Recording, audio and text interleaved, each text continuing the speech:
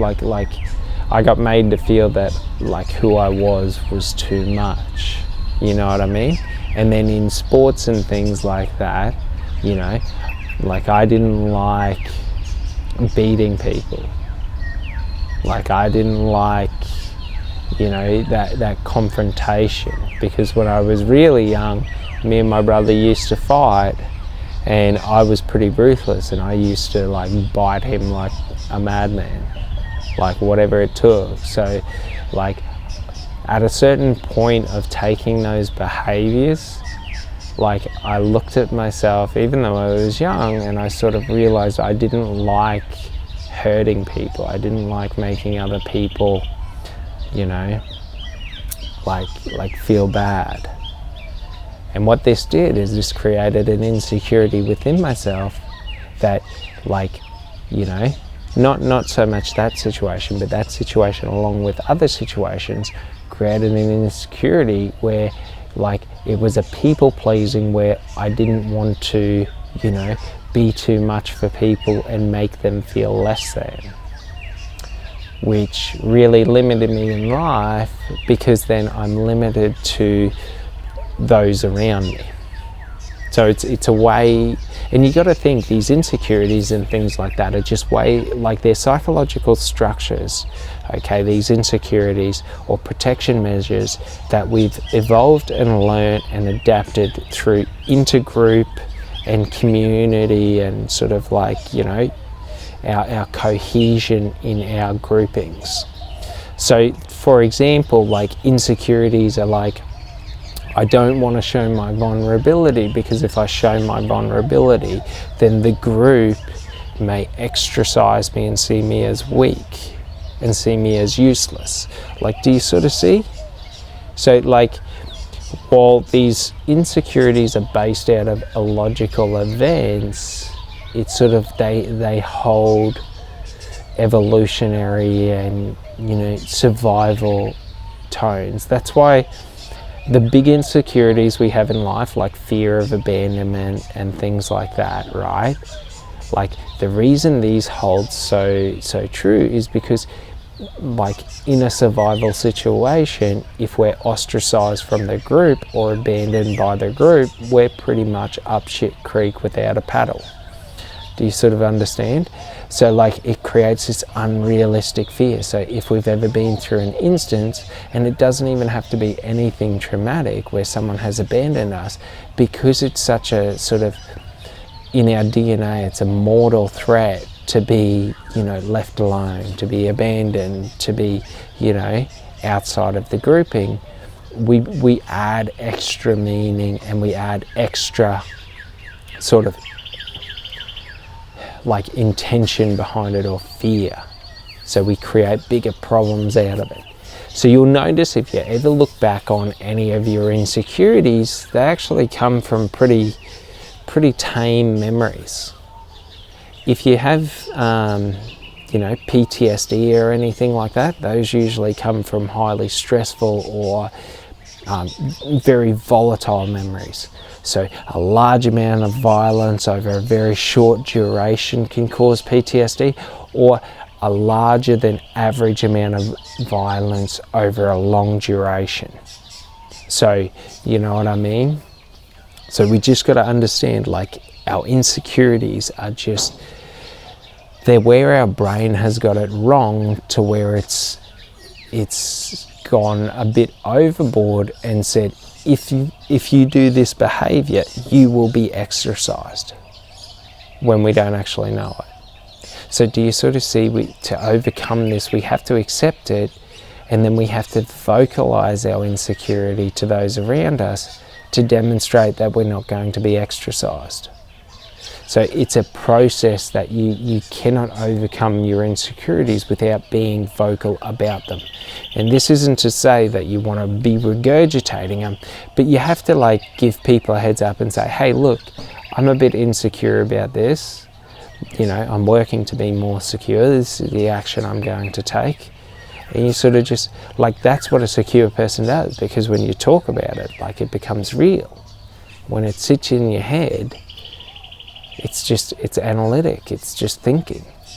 So that's the importance of vocalizing it in terms of, you know, it makes it real, but it also is a way for us to remind ourselves prior to going into any situation that, hey, this is something to be aware of, but it also allows the other person to be aware of. So if any behavior is outside of the norm or any behavior is erratic, they understand why, and it's not like trying to figure out, well, why did this situation just turn volatile? If I know this person is insecure in this prior to this situation and they become volatile, I know likelihood is it probably has something to do with the insecurity, so I'm able to do, you know, sort of put out some fires. So like, for example, if we thought about this in a business context, and, you know, someone had really, really low self-worth, and we were going in and we were two sales agents going into a meeting, and they said, look, I have a bit of self-worth issue, you know, I don't feel good enough sometimes, and sometimes that, you know, affects my confidence when I'm in presenting.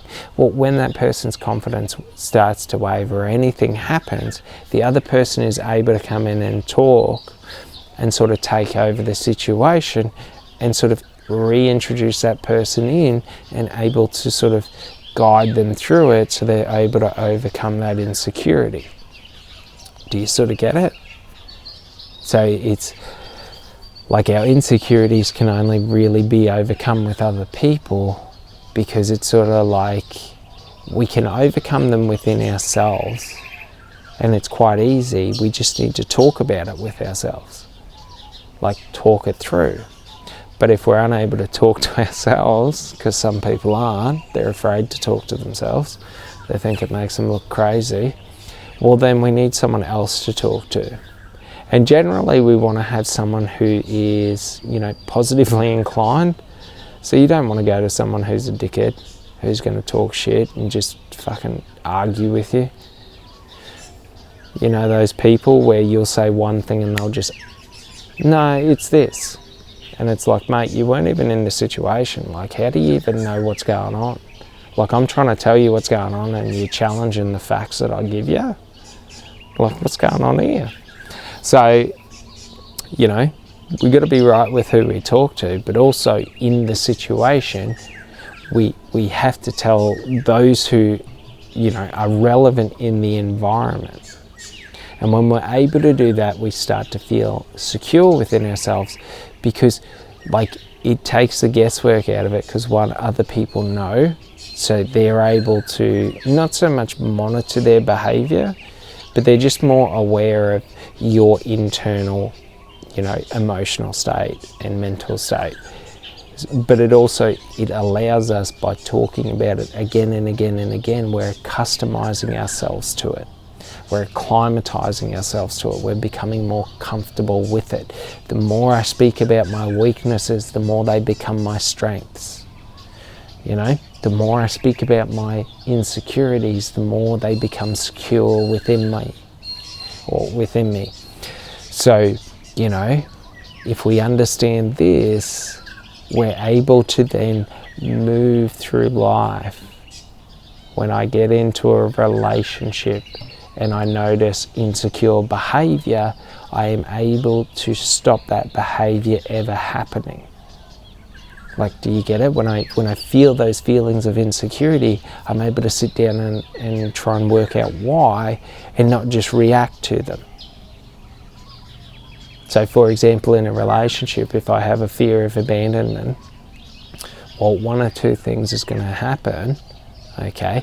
Either I'm going to leave someone before they can leave me, before I've opened up to them, or I'm going to avoid opening up to them, avoid, you know, communications from them, and really, you know, communicating. So I'll limit my communications to maybe one a day or something like that. And then I'm going to avoid, you know, expressing who I am and all of this, and I'm going to tailor who I am so that they're only seeing this ideal version that I think is ideal, or that I think everyone wants to see, and sort of I wonder why they didn't fall in love with me for me. Do you sort of get it? Like, that's just how it rolls. Like, if we're afraid and we give in to the insecurities, well, we avoid, communicating, we avoid the problems. So then the problems become divides. The only way to overcome the problem is just to turn around and deal with it. Like, and you don't even have to do anything. Like, all you have to do is admit, I am this. Accept, I am this. Identify, I want this. And then just in every action, I am this. That's it. Like, do you sort of get it? Like, all you got to do is work on being able to realize and identify the situation or the feeling of insecurity, so that the second you feel it, I am a secure person. This insecurity isn't me. Like, I want to have a secure relationship. I will never get to a secure relationship by acting insecure in a relationship. It doesn't work that way. Like, we can't move the in out of there. Do you sort of get it? So the only way to become secure within yourself is, to take secure action. So if we think about it, how would a secure person explain to a potential partner, I have jealousy? Well, they'd probably sit them down and say, hey, look, in the past, these are some of the situations that have triggered me. I'm working on this, and this from it, and they'd sort of just give you a bit of a plan so you know. Like, do you sort of get it? Like, you don't really have to go out there and go, oh, I'm a jealous person and this, that, and you can't do this, and this, and you got to do this, and this. Like, do you sort of get it? Like, there are two ways we can look at a problem. I am the problem, or the problem is the problem. One way, I get to control and do the work to fix the problem. The other way, I leave it up to the problem to fix itself. Do you sort of get it? Like, I don't know about you, but that problem, you ain't good at fixing shit. Like, the problem hasn't fixed itself for me in life, in terms of, like, if I don't speak up and vocalize my insecurities, I'm never going to feel secure. Like, how am I ever going to feel secure? Like, it's never going to happen. I can say, yeah, the problem will fix itself, job done.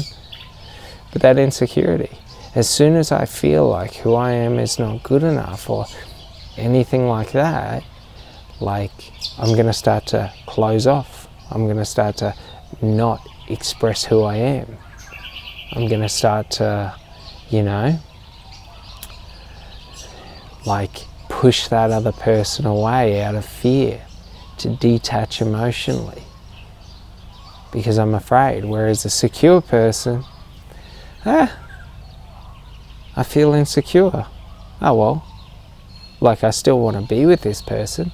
I still want to be around this person. Like, why would I close off? Do you sort of get it?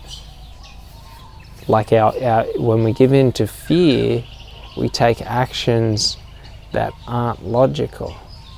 When we remain calm and we deal with the situation, we're able to deal with it logically and work through it. Like, do you sort of get it? Like, it's hard, but it's just understanding that just because you feel sad, just because you feel upset, just because you feel triggered and all this shit, like, it's not negative. It's okay to feel that way, and it feels good.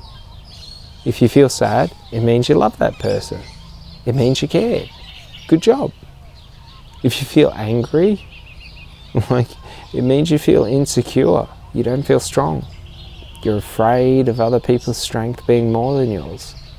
Like, do you get it? Like, when I feel anger, okay, like I'm triggered to, if I don't attack, they will attack. Or if I'm angry, it's a learned ability, a learned skill where I can use my strength and power over those who are weaker than me. Both ways. Weakness.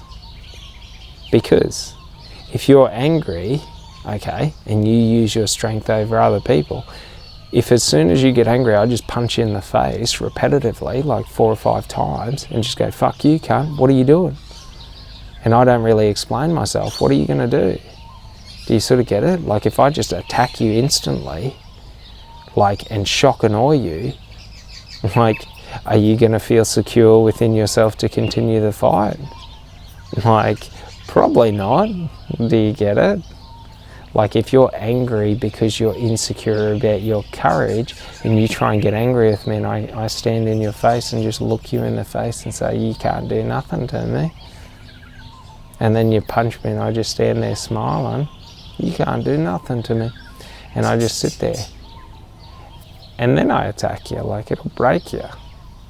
So, you know, that's just a thing to understand, is that, like, in a fight, the mind's usually the first thing that breaks. You can fight with a broken body, but you can't fight with a broken mind. As soon as your mind is broken, your will is bent. Do you sort of understand?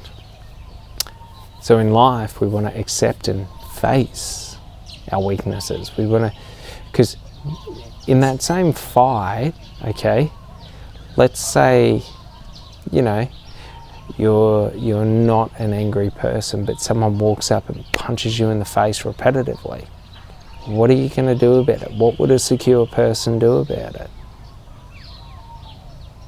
Like, you're going to get back up and you're going to defend yourself. Doesn't mean you need to attack them. But do you know what I mean? That's your instant response. So like if you face your weaknesses, that, hey, I can be attacked by this, this and this, in terms of, you know, maybe I don't understand how to defend myself. Maybe I don't understand, you know, social interaction, social settings. Maybe I don't understand situational awareness. Like there's all these different things that we can take into our power to be able to become more secure in that situation. You know what I mean? To where maybe it was that we weren't observing behaviour and aware of our situation, and we didn't hear the person run up to us. Maybe we said this, this and this. Maybe we acted this way. So by accepting responsibility and accepting my weaknesses and accepting, you know, all the negative aspects of myself, I'm able to work through it and work on it and overcome it. All right? Well, I hope you enjoyed this one, and I'll see you on the next one. Thanks so much. Bye.